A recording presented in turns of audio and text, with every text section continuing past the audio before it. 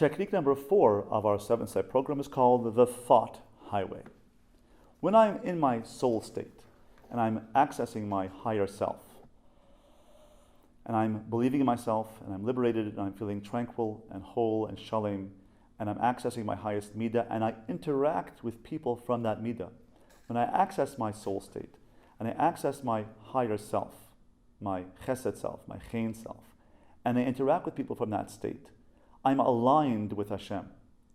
In that technique number 2, when I am in alignment, I'm in homeostasis, I'm in equilibrium with Hashem, and I'm aligned with Hashem, this is called dvekus. I go to that state. I achieve dvekus on a Tuesday or Wednesday or Thursday. It doesn't have to be on Shabbos or Yom Kippur, where I can achieve that dvekus state by being aware of my godly self. When I'm aware of that godly self, aware of my neshama state, and I interact with my spouse, my children, my colleagues at work from that place, I'll never make a mistake. I'll never do something wrong. Because in that state, I'm aligned with Hashem. I'm aligned with my godliness. I'm aligned with my chen, my chesed, my creativity, my kale, my consistency, my energy, my sensitivity, my compassion. And when I'm aligned with my godliness, then nothing can happen to me because I am aligned with Hashem. Hashem is flowing through my being, and I can access that highest state. Let me share with you a guided imagery of how we can access that state in a deeper sense. Imagine you're at the kosel, and your hand is on the kosel, running its hand over the beautiful stones of the kosel.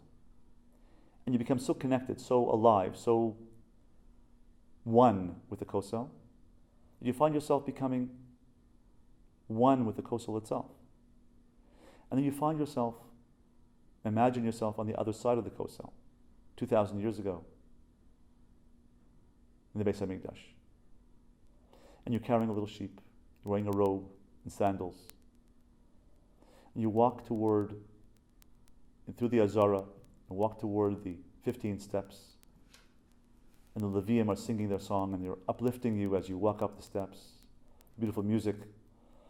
You come to the big bronze doors, the gate of Nicanor, and you enter into that beautiful place called the Kodesh. And there you see, your eyes gasp. You gasp because you see the rarefied air of the Kodesh, the Heichal. And you see on the left side, the menorah. It's alit with beautiful light, which represents your spirituality, your light, your or, your midos tovos, your spirituality, your desire to go higher. And on the right side, you see the shulchan. The shulchan is the gashmius, the materialism.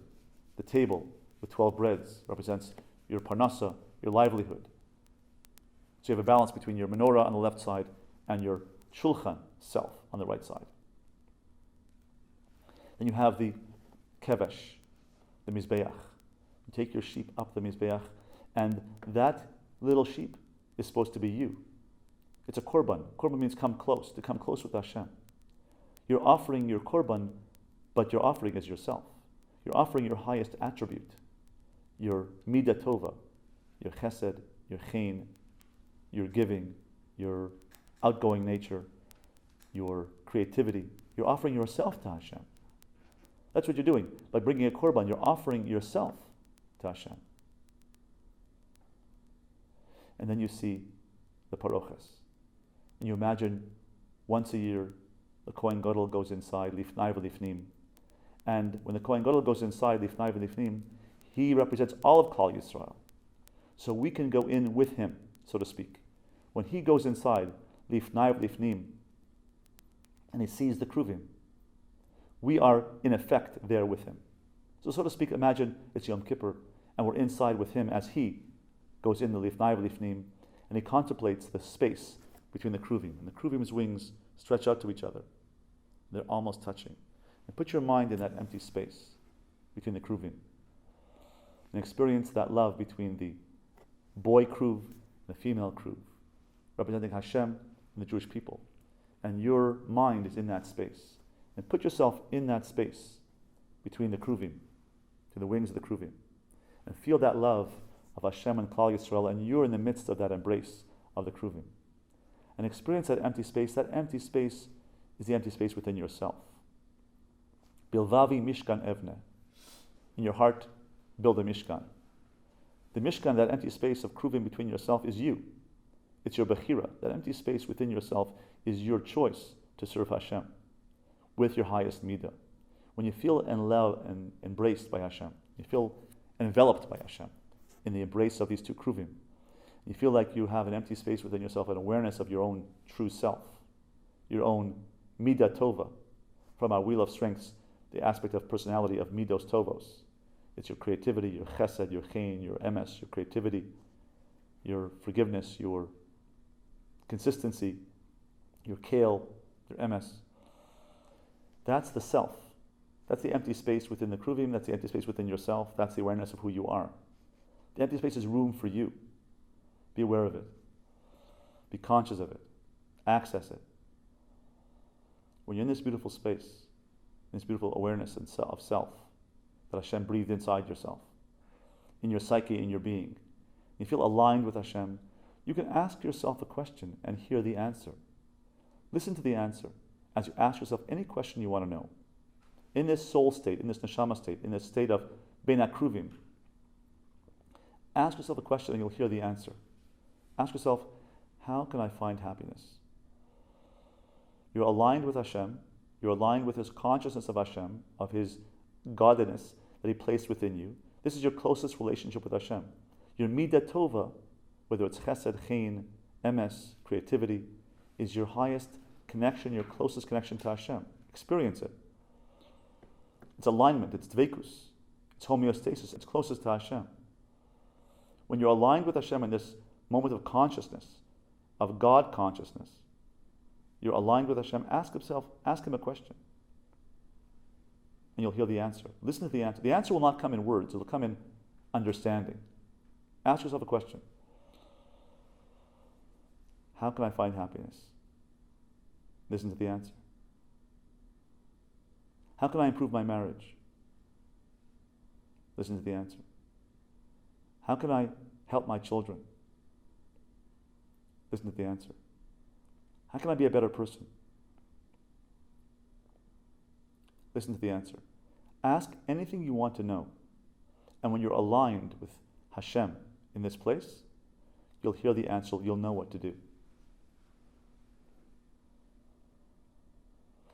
Now, when we're in this state, sometimes we get thrown off track. A thought comes. And this is why we have here the thought highway. A negative truck, a negative thought, is represented by this big negative truck. A negative thought of, I'm no good, I made a mistake, I'm not good enough. And that is the common theme in all my work, in my identity therapy and my self-esteem work. People say, from their childhood, they have unfinished business from their childhood. And they say to themselves, I am just not good enough. And so when a moment happens where they have a challenge in life, it's a trigger to a past experience. A negative thought. I'm going to fail. I'm not going to do well in this exam. I'm not going to do well in my relationship. I'm not going to do well with my children or with my spouse. Or my mother-in-law is coming for Shabbos. That's a challenge. Or I'm going to have a challenge at work. Or the recession is going on. Negative thoughts. And I'm in my soul state, but negative thoughts throw me off track. And I worry. And these obsessional thinking, these thoughts keep plaguing me over and over and over again. Negative thoughts. I have happy thoughts, but the negative thoughts are big trucks coming along the highway. How do I deal with negative thoughts? This is what happens. When negative thought comes along this thought highway, and we have 60,000 thoughts pass through our mind per day. 60,000 thoughts pass through our mind, and some of them are negative, scary thoughts. When we say a negative thought, what we do is we stop the thought, and we get on the truck, and we go, yeah, you're right. My mother-in-law's coming. And she said last time that I didn't do a good job and I wasn't respectful enough to her. And I didn't clean the house well enough and I didn't take care of the kids well enough and I'm not disciplining the kids well enough. And yeah, and she's putting me down and we don't do so well and she doesn't respect me and she doesn't like me. And so I get on the truck and I open up all the containers on the truck by going to a second, third, fourth, and fifth thought. Or, yeah, I got a big test at work coming up and last time I didn't do so well and I don't know if I'm going to pass this test and I'm not going to survive this job and I'm going to make it in this job. And I go into the second, third, and fourth, and fifth container within that thought and I get on to this negative spiral of negative thinking. This is called the negative thought spiral. One thought leads to the next. The antidote to negative thinking is let the thoughts pass. Thoughts are not real. Thoughts get us in trouble because we think we are them. Anxiety gets us into trouble because we think the thoughts are us. We think we're a mind, an intellect, and therefore my thoughts are telling me I'm not good, therefore I must not be good. But our thoughts are merely a tool of our neshama. Reframe your thinking. You are not a thought. You are a neshama. You're a neshama state. You are the midah tova that Hashem gave you. Technique number 2. Access that soul state. I am chesed. I am chen. I am emes. I am creativity. I am giving. I am patience. I am strong will. I am kale. I am consistency. I am forgiveness. That's who I am. The thought is not who I am. The thought is merely an electrical impulse in the brain, which is trying to throw me off track of who I am. The electrical impulse in the brain has a JPEG attached to it with a picture of a memory of what happened to me in the past, and that's throwing me off track. And I start getting compulsive thinking, obsessional thinking about that particular thought, because I think I am that thought. This is called distorted thinking. It's not true. Stay in soul state. Stay with your soul state. Go between the kruvim. Remind yourself who you are. Ground yourself, who you are. Center yourself. And what do trucks do on the highway? If you stand by the highway and you see a truck go by, a negative thought go by, a negative big 18-wheeler go by, what happens to that truck when you watch it go by? Watch it. Thoughts go by. Trucks go by and thoughts go by. If you let them. But if you hold on to them, you are choosing to hold on to the thought because you are trying to solve the problem with your thoughts, or you're upset about the thought, and you get on the truck and you stay with the truck and you spiral on with the truck because you think you are your thoughts. But you're going battling with your thoughts. You won't win because you are not a thought. If you move back from your thoughts, disengage from your thoughts, go to your soul state, reframe yourself. This is who I am. I am not my thoughts. I am my soul state. I am the part of me which represents Hashem.